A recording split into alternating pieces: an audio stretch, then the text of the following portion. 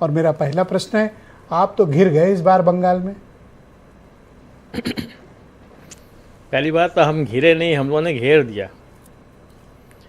हाँ, एक अकेली महिला अगर जो है प्रधानमंत्री, गृह मंत्री को चक्कर लगवा रही है, प्रधानमंत्री 14 दिन तक बंगाल में जो है झाड़ मुड़ी खा रहे हैं, तो हम लोगों ने घेरा नहीं, घिरवा दिया है कायदे से वहाँ पे।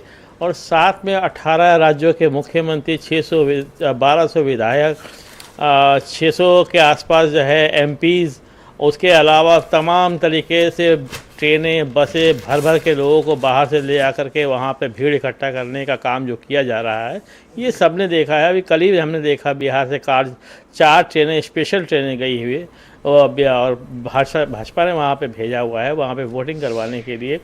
तो हम घिरे नहीं हैं, हमने इनको यही स्टाइल तो उन्होंने बिहार में की थी। बिल्कुल, आप कहते रह गए पर अंत में वही हुआ। अब इधर से भी ट्रेन जा रही है, आप कहते रह जाइए। नहीं, कहते रहे। हमारे यहाँ देखिए, बिहार कर क्या पा रहे हैं आप, ये इम्पोर्टेंट है। बिहार और बंगाल में बहुत ज़्यादा फर्क है। बंगाल अपनी अस्मिता की लड़ाई को लड़ रहा है, और बिहार में चूँकि आपने देखा, बिहार एक संयोग था, बंगाल एक प्रयोग है। वहाँ पे संयोग के साथ किया गया था, यहाँ प्रयोग के साथ कर रहे हैं। लेकिन पहली बात तो ये प्रयोग हम लोगों ने पकड़ लिया, हम लोगों ने समझ लिया कि किस तरीके से काम करने वाले हैं, किस तरीके से काम करेंगे, क्योंकि बिहार हमारे सामने एग्जाम्पल था और हम लोगों ने बिहार से बहुत कुछ सीखा। इसीलिए जब एसआईआर हुआ, एसआईआर के पीछे हमारे 5-5 बीएलए, एक बीएलओ के पीछे लगा हुआ था, एक वोट 90 लाख वोट कट गए। अब इनके वोट पढ़ने नहीं पढ़ने कोई क्लैरिटी नहीं है, ट्रिब्यूनल में सुनवाई है नहीं है, नो वन नोज। मुझे मैंने तो आप कैसे जीतने का दावा कर सकते हैं? अभी वही बता रहे हैं। ये पहली बात ये सोच करके कि अगर ये सोचते हैं कि केवल तृणमूल कांग्रेस का वोट कटा है, तो मेरे ख्याल से शायद इससे ज़्यादा बेवकूफ़ी वाला सोच नहीं हो सकता है पार्टी का, बीजेपी पार्टी का। क्योंकि क्या है ना, मैंने कहा ना, बंगाल की अस्मिता की लड़ाई है। क्योंकि जिस तरीके से बिहार हो, दिल्ली हो, राजस्थान हो, मध्य प्रदेश हो, बंगाल की जनता जो है वो बहुत ज़्यादा जागरूक है, और वो सोशल मीडिया पे इन सब मैं कैसे मानूं कि जागरूक हैं? आपने देखा कि पिछले चुनाव में सिर्फ 6% वोट का फासला था। मैं आता हूँ, मैं एक सेकंड, मैं उसी पे आता हूँ। ये कहानी इन लोगों ने गढ़ी थी 2021 में, अब की बार 200 पार। ठीक है, ये कहानी शुरू से गढ़ी जा रही थी, हमेशा लंबी लंबी फेंकते, अब की बार 400 पार, अब की बार 200 पार। ना 200 पार कर पाए, ना 300 पार कर पाए, 240 पे आके अटक गए।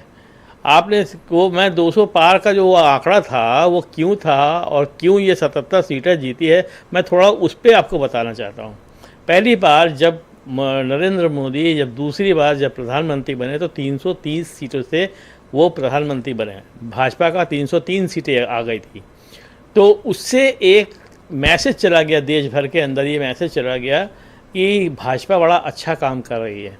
तो बंगाल में जब चुनाव हुआ 2021 में, तो उस समय तृणमूल कांग्रेस से, सीपीएम से, कांग्रेस से बहुत सारे जो है एमएलए छोड़ करके भारतीय जनता पार्टी को ज्वाइन किया। 48 एमएलए ऐसे थे जो बाहरी थे, और उन लोगों ने भारतीय जनता पार्टी को ज्वाइन किया। तो अभी सिचुएशन क्या बदली? अभी बीजेपी ताकतवर पॉलिटिकल पार्टी है, केंद्र में उनकी सरकार है, जैसा कि आप कह रहे थे, मोदी जी तब भी थे, आज भी है प्राइम मिनिस्टर। हाँ, मैं वही आता हूँ, फिर बता रहा हूँ ना, मैं तो उसी कहानी की पूरी, सर कहानी नहीं, थोड़ा संक्षेप में उससे बता रहा हूँ मैं। उसके बाद जो क्या हुआ, ये 77 पे अटक गए, और 7 एमएलए ने अपना रिज़ाइन किया। वो उसके बाद धीमे धीमे ये 69 पे आ गए। वो सारे के सारे तृणमूल कांग्रेस ने जीत लिए वो सारे उपचुनाव की सीटें। 2024 में ये कह रहे थे अब की बार, सर अभी इस बार का पोजीशन बताओ मुझे। मैं आता हूँ। फिर अब 35 पार का नारा लगाया, आ गए कहाँ पे, 18 से 12 पे उतर के आ गए। इस बार बताओ।